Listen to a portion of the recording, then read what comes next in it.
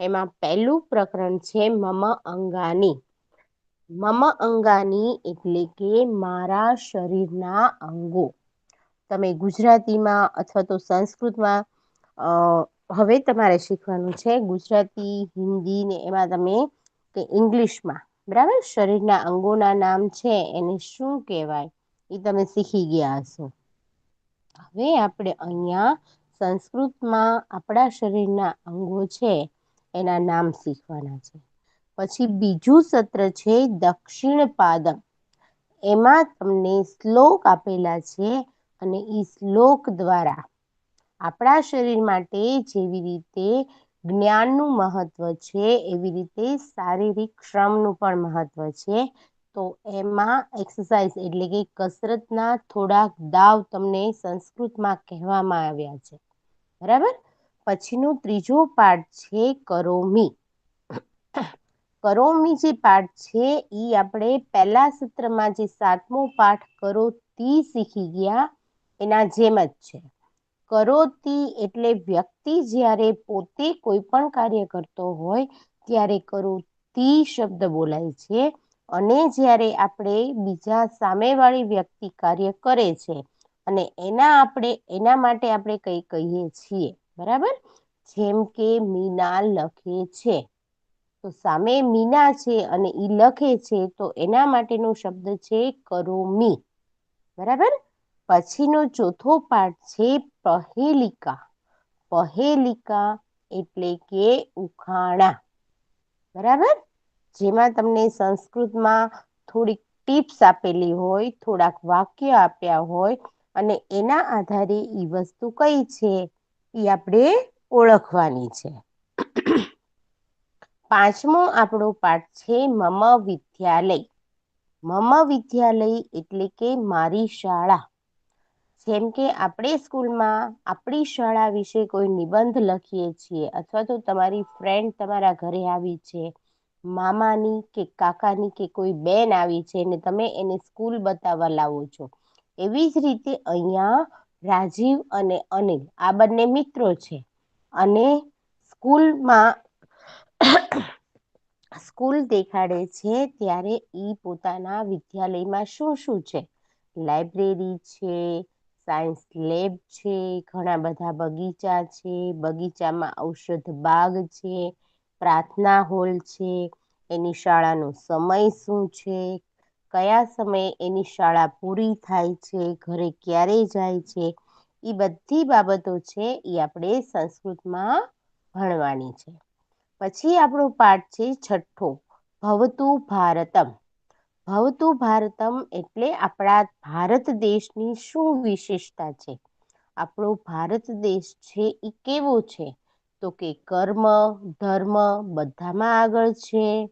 પછી તમે જુઓ કે જ્ઞાનમાં આગળ છે, અસ્ત્ર શસ્ત્રમાં આગળ છે, નીતિ નિયમોમાં આગળ છે.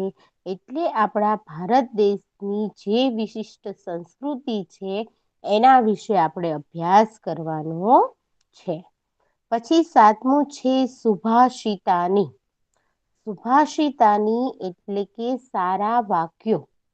સારા વાક્યો તમે જે વિચાર વિસ્તાર કરો છો ગુજરાતીમાં બરાબર, એની જેમ સંસ્કૃતમાં સુભાષિત 2 લીટીના આપેલા હોય અને એનો વિસ્તૃત અર્થ થાય એવી રીતે સુભાષિત છે એને આપણે સમજવાના છે. પછીનો 8મો પાઠ છે જન્મો દિનોત્સવ. જન્મો દિનોત્સવમાં એક જે છોકરી છે બરાબર, એનો જન્મ દિવસ છે, એના મમ્મી એને અભિનંદન આપે છે, નવા કપડાં પહેરે છે. પછી જ્યારે શાળામાં આવે છે ત્યારે એની સખીઓ છે ઈ એના જન્મ દિવસ હોય એટલે શાળામાં એના જે મોટો હોલ પ્રાર્થના હોલ હોય એમાં ડેકોરેશન કરે છે, બધા શિક્ષકોને બોલાવે છે, પછી અગ્નિને હવન કરે છે, બધા મોટા વડીલો છે એના આશીર્વાદ લે છે. તો આ બધું જે જન્મદિવસ કેવી રીતે ઉજવે છે ઈ આપણે આમાં જોવાનું છે. પછી જે સુક્ત્ય. સુક્ત્ય છે એ સુભાષિતની જેમ જ છે પણ સુભાષિતમાં 2 લાઈન આપેલી હોય, જ્યારે આપણે આમાં સુક્ત્યમાં એક જ લાઈન આપેલી હોય. અને ઈ એક લાઈન છે એનું આપણે ગુજરાતી કરવાનું અને ગુજરાતી કરી અને ઈ સૂક્તમાં શું કહેવા માંગે છે એનો આપણે વિચાર વિસ્તાર કરવાનો છે. તો આવી રીતે બીજા સત્રમાં આપણો સંસ્કૃતનો જો કોર્સ છે એમાં 1 થી 9 પાઠ છે. કેટલા છે? 1 થી 9 પાઠ. બરાબર. આજે આપણે પહેલો જે પાઠ છે એ શરૂ કરવાના છીએ. તો એમાં સમજવામાં તમારે શરીરના અંગો છે ઈ જ તમારે લખવાના છે. તો તમારી ફેરબુક અને નોટ જેમાં તમે લખતા હો પેન પેન્સિલ જે કાંઈ હોય તમે લઈ લ્યો અને સત્ર 2 પાઠ 1 એમ કરો. સત્ર 1 પાઠ 2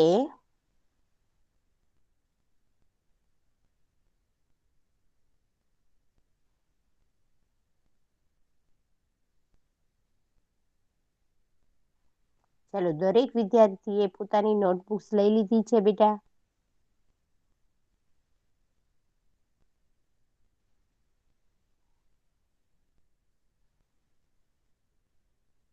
ગર્લ્સ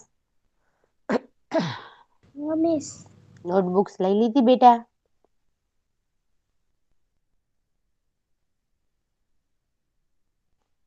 હા મિસ, લઈ લીધી.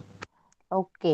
પેન પેન્સિલ જે કંઈ લેવું હોય એ લઈ લેજો અને પહેલા પેજ ઉપર સત્ર 2 પાઠ 1 મમ અંગાની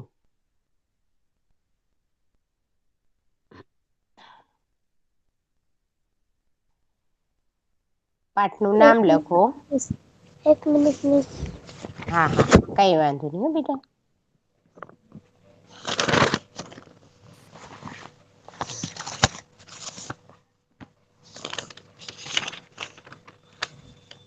પાઠ 1 મમ અંગાની.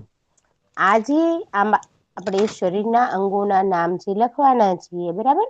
એમાં તમને વિકલ્પમાં પણ પૂછી શકાય, ગુજરાતી પ્રશ્નમાં પણ પૂછી શકાય અને કોઈ પણ શબ્દ સામે લખી દાખલા તરીકે ઉદરમ એટલે પેટ થાય બરાબર. તો ઉદરમ સામે ઉંદર અને પેટ આ બંને શબ્દ સામે લખીને તમને એમ પણ પૂછી શકે કે આ બંને માંથી સાચો શબ્દ છે એ શોધીને લખો. ખોટા શબ્દ પર ચેકો મારો. પાઠ જોઈએ તો સાવ નાનો છે પણ એમાં ઘણું બધું મહત્વ છે. ચલો દરેકે નોટબુક્સ લઈ લીધી હશે. લઈ લીધી છે ને? હા મિસ, અને લખી નાખ્યું મામા અંટન.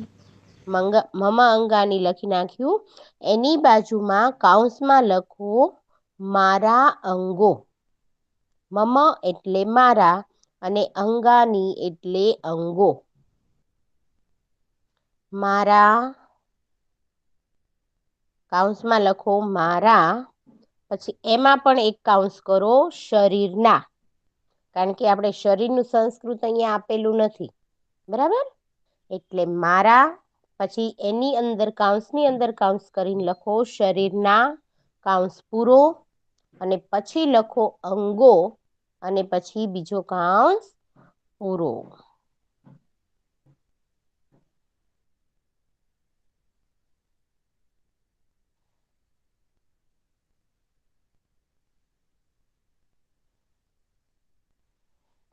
અહીંયા આવી રીતે લખો મારા, પછી કૌંસમાં લખો શરીરના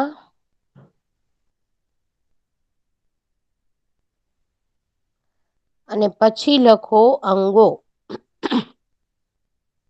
બરાબર.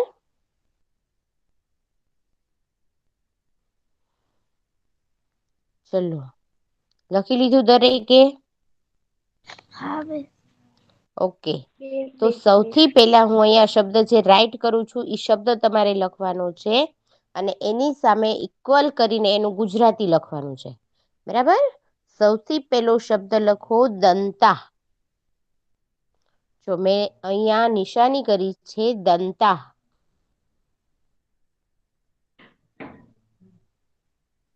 દંતા.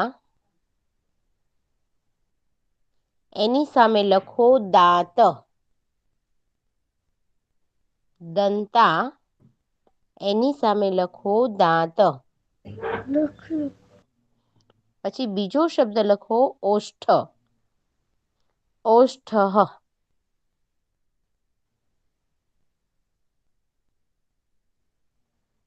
એની સામે લખો હોઠ. એની સામે લખો હોઠ.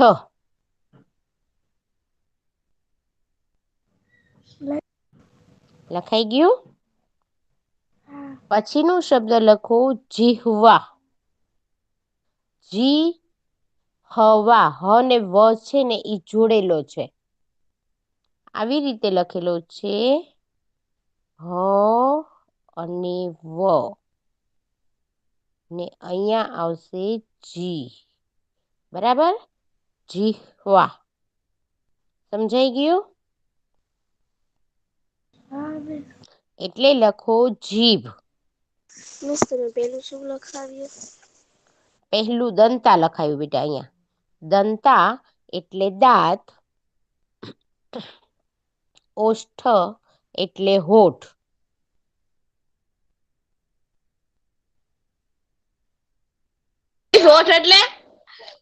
ઓષ્ઠ એટલે હોઠ. પછી આ લખાયું છે જીહવા એટલે જીભ. જીહવા એટલે જીભ. બરાબર. પછીનો શબ્દ લખો લલાટમ. પછીનો શબ્દ લખો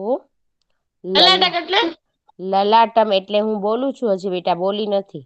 બરાબર.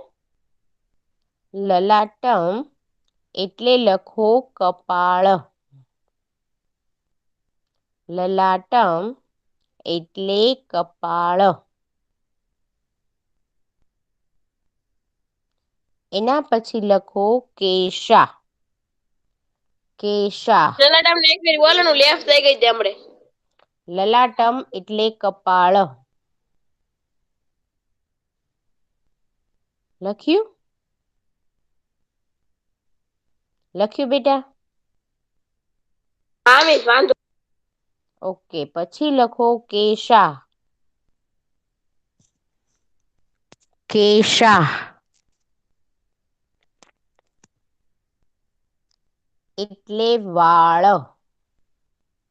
કેશા એટલે વાળ.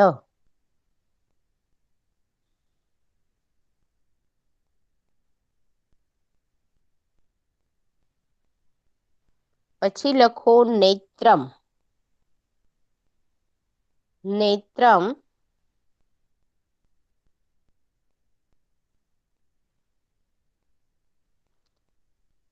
એટલે આંખ.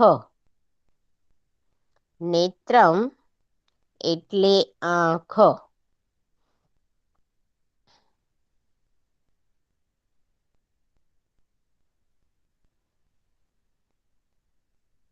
પછી લખો કર્ણઃ. કર્ણઃ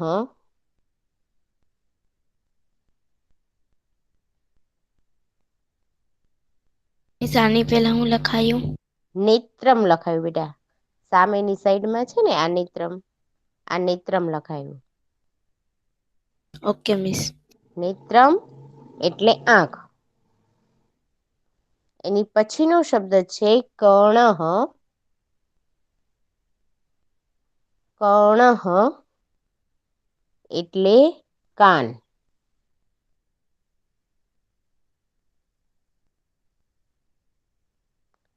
એના પછીનો શબ્દ છે નાસિકા. નાસિકા એટલે નાક.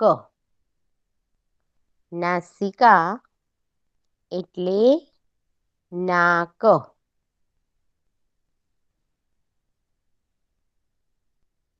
એની પછીનો શબ્દ છે મુખમ. મુખમ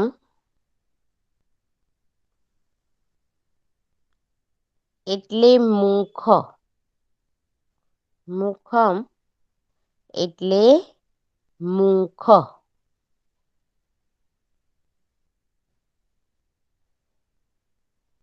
એના પછીનો શબ્દ છે ગ્રીવા.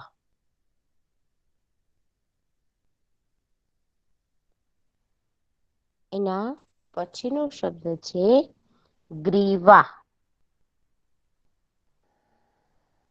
ગ્રીવા એટલે ડોક અને ગળું. અલ્પવિરામ કરી અને ડોક અલ્પવિરામ પછી ગળું બંને શબ્દ લખજો. બરાબર.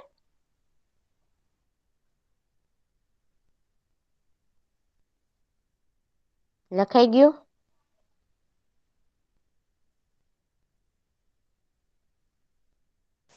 ગ્રીવા એટલે ગળું પછી ડેશ કરીને લખો ડોક. ડોક અને ગળું બંને લખવાનું છે. બરાબર. આટલું લખાઈ ગયું તમારે? હા મિસ. ઓકે. હવે અહીંયા ધ્યાન રાખો, આ જે આટલા નામ જે આપણે લખ્યા ને ઈ તમને એટલે કે આ જે બધા નામ છે બરાબર, આ બધા મસ્તકના અંગોના નામ છે. કોના નામ છે? મસ્તકના અંગોના. તમને જ્યારે એમ પૂછે કે મસ્તકના અંગોના નામ લખો તો એમાં આટલા નામ આવે અને બીજા બધા નામો આપેલા હોય અને એમાંથી અલગ કરીને કહેવામાં આવે કે આમાંથી મસ્તકના અંગો અલગ કરીને લખો તો આ બધા જે છે એ મસ્તકના અંગો છે. એનું સંસ્કૃત અને ગુજરાતી જે છે એ તમારે સરસ રીતે પાક્કું કરવાનું છે. બરાબર. હવે પછી આપણે આગળ જોઈએ છીએ વક્ષઃ. પછીનો શબ્દ લખો વક્ષઃ.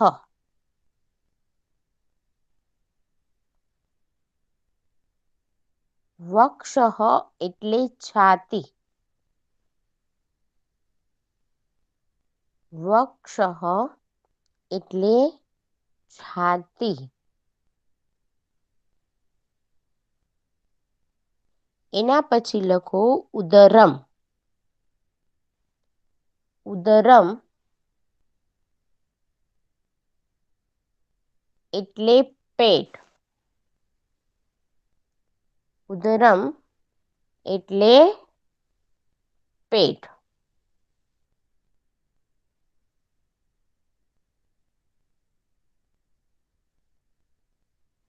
હવે આ બંને જે છે ને આ બંને ઈ ધડના અંગો તમને અહીંયા આપેલા છે. મસ્તકના અંગો પછી આ જે બંને છે ઈ ધડના અંગો છે. શેના અંગો છે?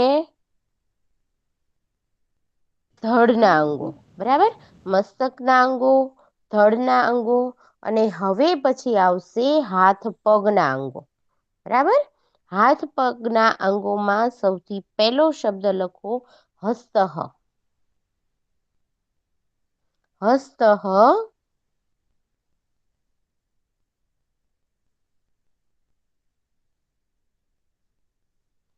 એટલે હાથ. હસ્તઃ એટલે હાથ.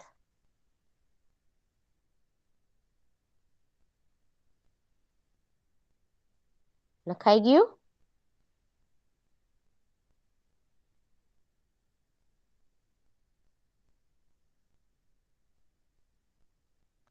હસ્તઃ એટલે હાથ.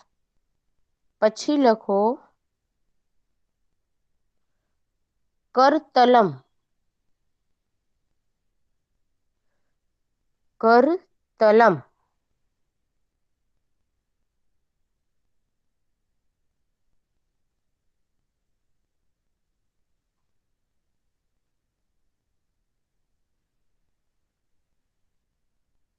એટલે હથેળી.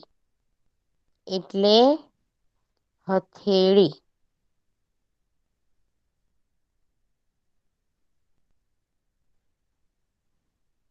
હથેળી. બરાબર. હવે જો અહીંયા તમે જે હસ્ત લખ્યું છે ને, હસ્ત એટલે આપણે હાથ લખ્યું કે નહીં, એનો સમાનાર્થી શબ્દ છે કરહ.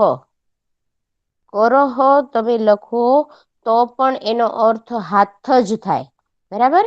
પરીક્ષામાં તમને મસ્તક, ધડ ને હાથ પગના અંગો જુદા લખો એવું તમને કે અને હસ્તની બદલે કદાચ કર આપેલું હોય તો એનો અર્થ હાથ જ થાય. શું થાય? હાથ. એટલે આ તમે એક શબ્દ લખી નાખો કરહ. અહીંયા બે મીંડા છે. બરાબર. કરહ બરાબર હાથ. એટલે તમારે આ મગજમાંથી જતું ન રહે. બરાબર.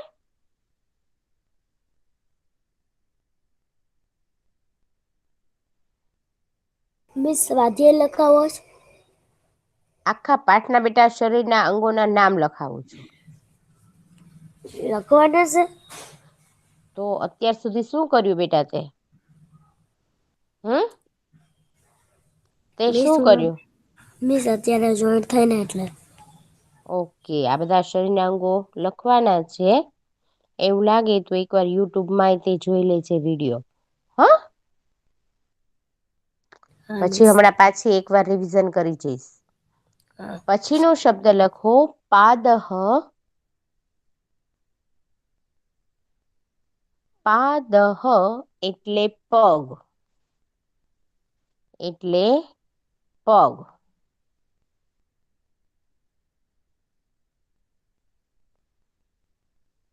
એની પછીનો શબ્દ લખો ચરણઃ. ચરણઃ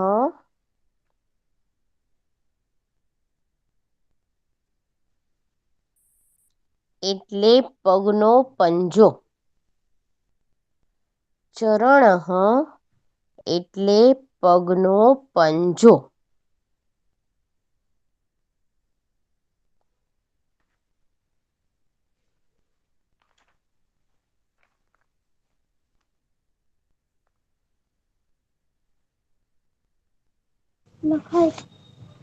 લખાઈ ગયું. બરાબર. બધા શરીરના અંગોના નામ છે એ બધા એ લખી નાખ્યા હશે.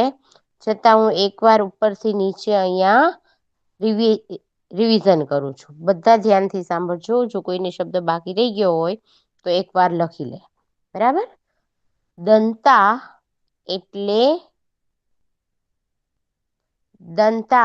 એટલે દાંત.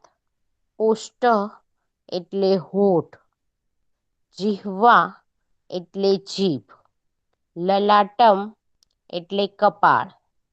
કેશા એટલે વાળ. નેત્રમ એટલે આંખ. કર્ણઃ એટલે કાન. નાસિકા એટલે નાક. મુખમ એટલે મુખ અથવા મોં. ને ગ્રીવા એટલે ડોક અથવા તો ગળું. અને આ બધા નામ છે ઈ મસ્તકના અંગોના નામની અંદર આવે છે. એમાં આવે છે મસ્તકના અંગોના નામની અંદર. બરાબર. સમજાઈ ગયું દરેકને? આટલા નામમાંથી કોઈને કોઈ એવું નામ છે કે જે નથી સમજાતું ને પૂછવાનું છે? ના ના મિસ. સમજાઈ ગયું. બરાબર ને? હવે હા મિસ. એના પછી શબ્દ છે વક્ષઃ. વક્ષઃ એટલે છાતી અને ઉદરમ એટલે પેટ. આ બંને નામ જે છે ઈ તમને ધડના અંગોમાં એટલે અહીંયા ડોકથી જે કમર સુધીનો ભાગ છે ઈ ધડ કહેવાય. બરાબર.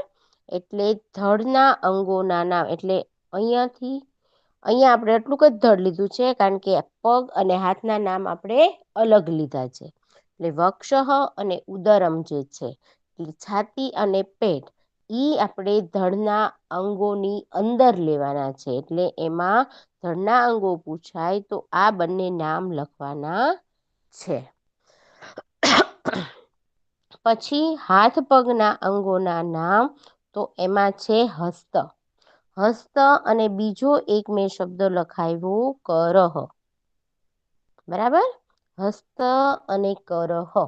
આ બંને નામનો અર્થ એક જ થાય, હાથ. શું થાય? હાથ. બરાબર. પછી આપણે આગળ જોઈએ તો કરતલમ. કરતલમ એટલે આપણા જે હાથની હથેળી છે તે. બરાબર. કરતલમ એટલે હથેળી. હવે હસ્ત, કર, કરતલમ એની પછીનો શબ્દ છે પાદહ એટલે પગ અને ચરણ એટલે પગનો પંજો. તો આ બધા જે નામ છે એ હાથ પગના અંગોના નામની અંદર આવે છે. બરાબર. હાથ પગના અંગોના નામ જ્યારે પૂછાય ત્યારે હસ્ત, કરતલમ, પાદહ, ચરણ આ બધા નામ છે ઈ આપણે એમાં લખવાના છે. હવે આ પ્રશ્ન છે ઈ તમને સંસ્કૃતમાં પણ પૂછાય છે અને ગુજરાતીમાં પણ પૂછાય છે. ગુજરાતીમાં તમને એમ પૂછાય કે ચલો મસ્તકના અંગોના નામ જણાવો. બરાબર. સંસ્કૃતમાં પણ તમને એમ પૂછાય મમ અંગાની નામઃ કિમ અસ્તિ, મારા અંગોના નામ શું છે. બરાબર. તો આવી રીતે તમને પૂછાય અને આ બધા શરીરના અંગોના નામ એટલે કે પાઠ 1 મમ અંગાની માંથી તમારે 5 માર્ક્સનું પૂછાય છે. કેટલા માર્ક્સનું પૂછાય છે? 5 માર્ક્સનું. એમાં વિકલ્પોમાં પૂછાય, ગુજરાતી પૂછાય, ગુજરાતી પ્રશ્નના જવાબ પૂછાય, શરીરના અંગોના નામ, ધડના અંગોના નામ અને હાથ પગના અંગોના નામનું વર્ગીકરણ પૂછાય.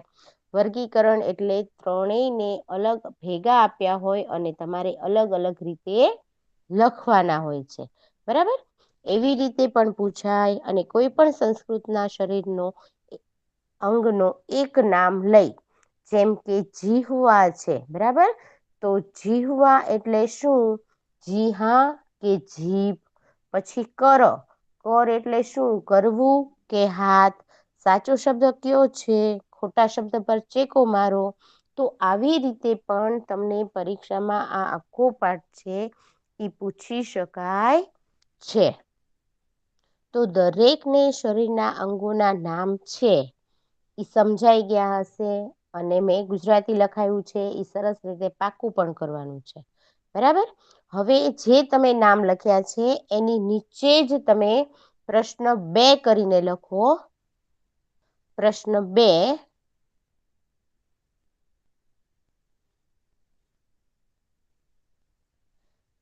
લખ્યું?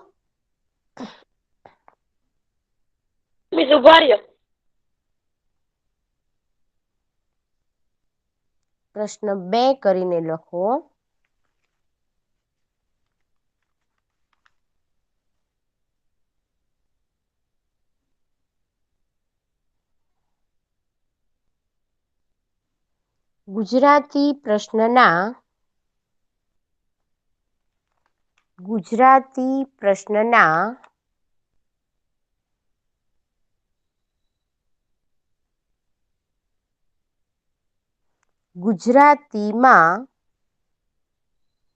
ગુજરાતી પ્રશ્નના ગુજરાતીમાં જવાબ લખો. જવાબ લખો.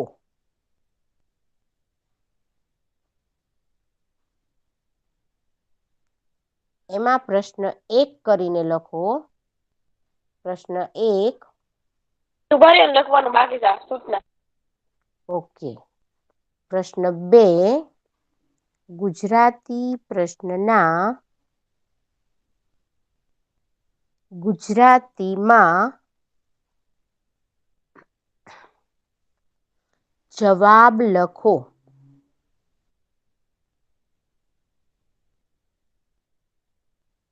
લખાઈ ગઈ સૂચના બેટા? ઓકે.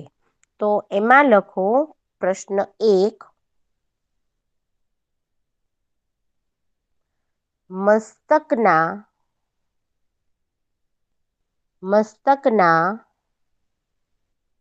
અંગોના નામ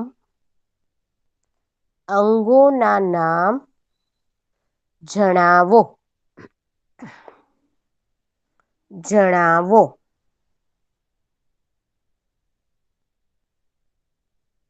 મસ્તકના અંગોના નામ મેં અહીંયા જો સ્ક્રીન પર રાખેલું જ છે. હવે roll number 55.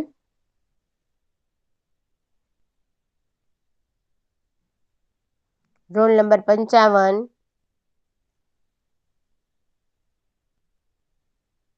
Roll number 73. Roll number 73. હા, મેં મસ્તકના અંગોના જે નામ લખાવ્યા હતા, બરાબર ને? લખ્યા છે ને તમે? હા મિસ. હા, તો આપણો પહેલો પ્રશ્ન છે મસ્તકના અંગોના નામ જણાવો. તો જવાબ બોલો તો કયા કયા નામ આવશે? દંતા, અષ્ટ, વિહવા. આપણે જો ગુજરાતી પ્રશ્નના જવાબ લખીએ છીએ ત્યારે ગુજરાતી પ્રશ્નના જવાબ કે ત્યારે આપણે જવાબ પણ ગુજરાતીમાં જ દેવાનો, સંસ્કૃતમાં બોલવાનું નથી. મિસ રફ બુક વાળો. નહીં, ફેરબુકમાં જ આ બધું લખવાનું છે બેટા. Okay miss. બોલે. એક જ મિનિટ હો.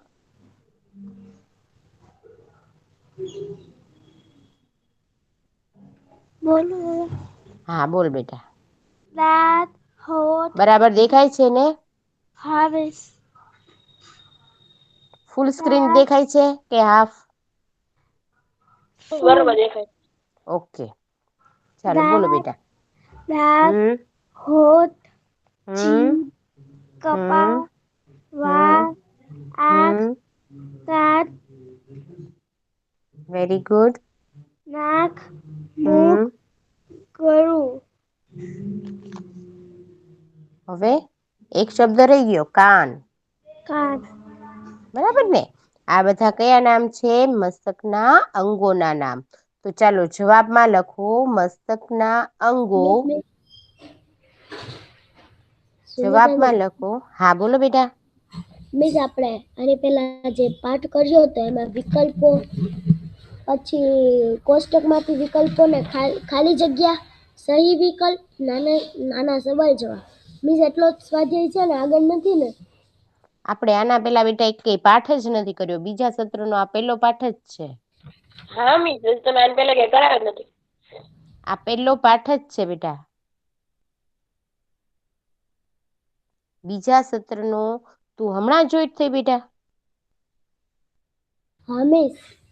હા, તો મેં સૂચના પહેલા જ આપી કે આપણે બીજા સત્રનો કોર્સ કયો કયો છે એની જાણકારી આપી, એમાં કેવા કેવા પાઠ છે, કેવું કેવું ભણવાનું છે, બરાબર? એમાં હા આપણે મિસ બીજા આપી. સત્રનો આ પહેલો પાઠ છે, મમ અંગાની.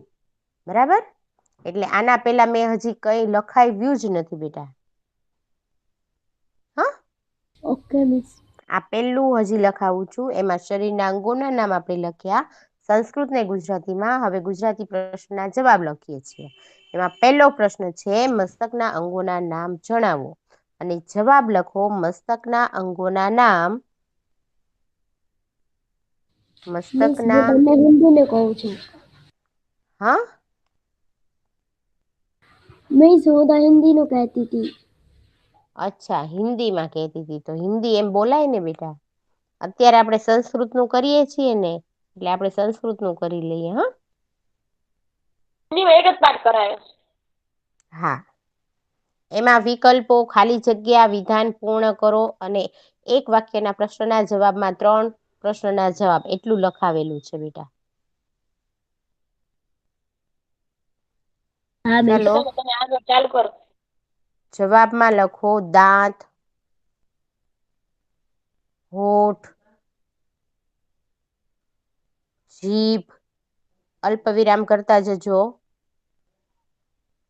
કપાળ. તમે જઈએ લીટીમાં એક એક લખવી હોય તો હાલશે? સીધો જવાબ લાઈનમાં જ લખવાનો છે બેટા.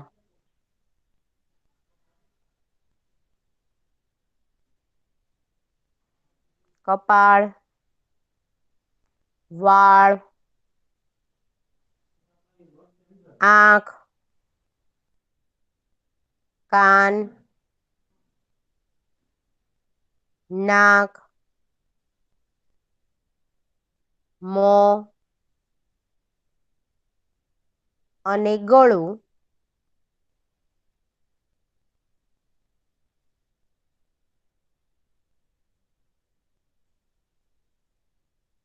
મસ્તકના અંગોના નામ છે.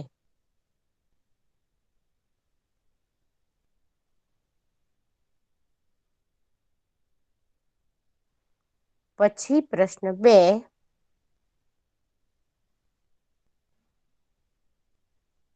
પ્રશ્ન 2.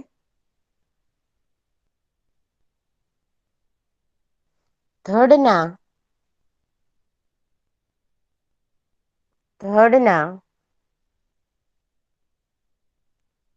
અંગોના નામ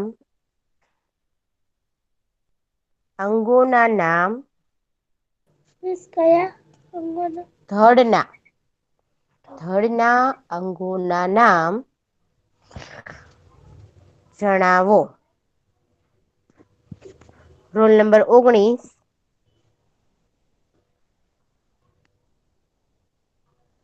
રોલ નંબર 19 છે હા બેટા? મિસ. હા તો બોલો બેટા. ધડના અંગોના નામ છાતી અને પેટ છે. Very good. ચાલો લખો જવાબ. ધડના અંગોના નામ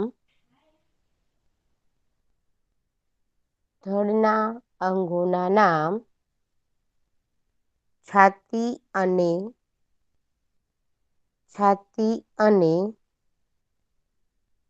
પેટ છે.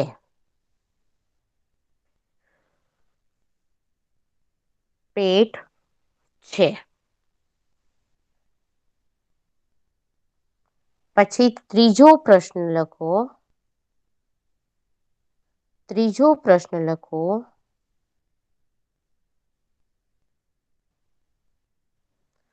હાથ પગના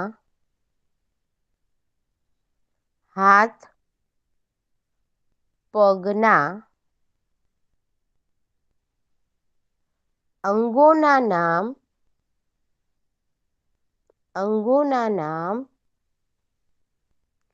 જણાવો.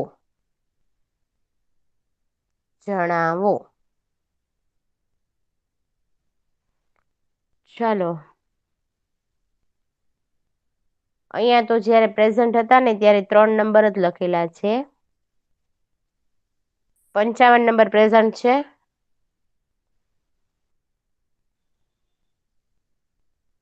55 નંબર. 13 નંબર બોલજો, મારો વાર એકે જ ન થાય. હા, તારો નંબર શું છે બેટા? 13.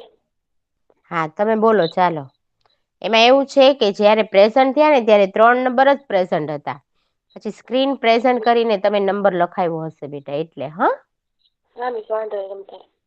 ચાલો 13 નંબર બોલે. કોણીના નીચેનો હાથ ને પગનો પંજો. કોણીની નીચેનો હાથ એટલે ને આપણે પગનો પંજો. કેટલા નામ લખ્યા છે આમાં? હાથ પગના અંગોના નામોમાં હાથ, પછી પગ, હથેળી અને પગનો પંજો. બરાબર ને? એટલું લખ્યું ને આપણે? ચાલો લખો જવાબમાં. હાથ પગના અંગો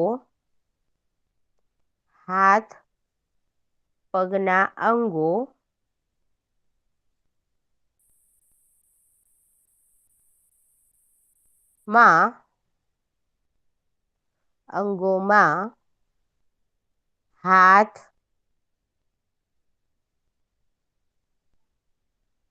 પગ,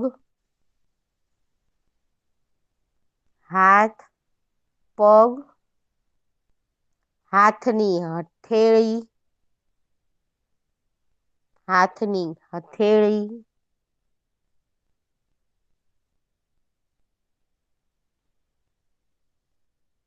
પગનો પંજો,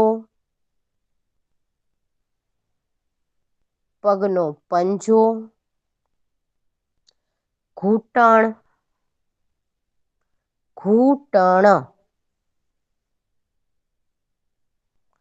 જો અહીંયા આપણે ઘૂંટણનો સંસ્કૃત શબ્દ આપ્યો નથી, મગર ટખના એટલે ઘૂંટણ થાય, બરાબર. પછી કોણી,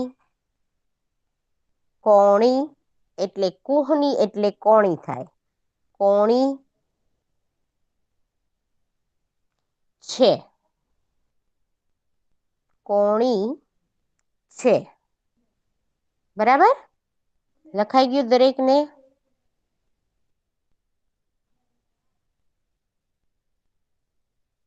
ગર્લ્સ હા મિસ. લખાઈ ગયું? હા. ઓકે, તો અહીંયા છે ને આપણો લેક્ચર આપણે પૂરો કરીએ છીએ. આજે પહેલા પાઠમાં સંસ્કૃતમાં જે શરીરના અંગોના નામ સંસ્કૃતને ગુજરાતીમાં લખ્યા અને 3 પ્રશ્નના જવાબ લખ્યા, એમાંથી પ્રશ્નના જવાબ તમારે 2 વાર લખવાના છે.